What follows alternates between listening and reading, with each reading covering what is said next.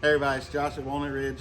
This week I'm going to talk about this tank, but not really about what's going on with this tank. I just wanted to show you what's happened with this. But these people, they winterized everything properly. The tank was working fine, but what happened is from the factory, this fitting wasn't actually glued in very well right here. So over time, when you have a weight on that and you're traveling and that thing's moving and flexing, they end up breaking loose completely, which causes it to leak on top, as you can see on there. The water was sitting on it, which could be a bad thing. That can soak in the bottom of your floor. If you have an underbelly on this, all that water will run off and collect in the underbelly. Could cause some problems with odor, and if there's insulation, it'll soak that up. So we're gonna get that fixed for them.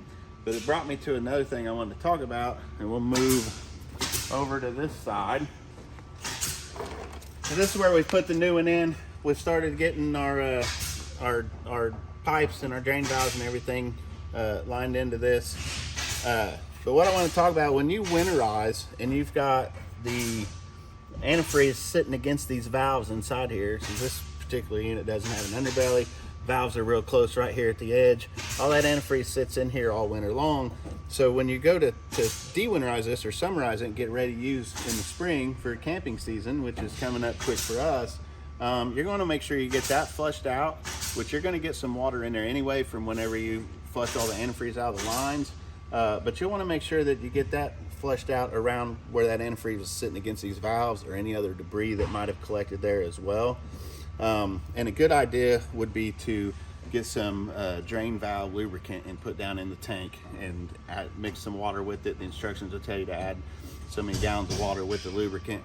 And then you'll want to take this, maybe drive it down the road a little bit to get that stuff to slosh around and lube these valves up. So the last thing you want is when you're at a campground enjoying your first camping trip of the season, and you go to dump your tanks and clean everything out after you get done, and you get to the dump station and find out that maybe your valves won't open because they're seized up, or worse, you're sitting there camping, maybe those valves had developed a slight leak, and so all that is building up now against the cap. So when you take that cap off, you're getting a handful of your wastewater coming out of there. So be a good idea. Don't forget about that stuff when you dewinterize, that you have some maintenance to do on these valves in the tanks. And then just like this tank leaking, you just want to always keep an eye out when you're camping. If you see some water dripping underneath, you want to make sure that that's not a bigger issue that you may not be aware of. So hopefully this will help you. Thanks.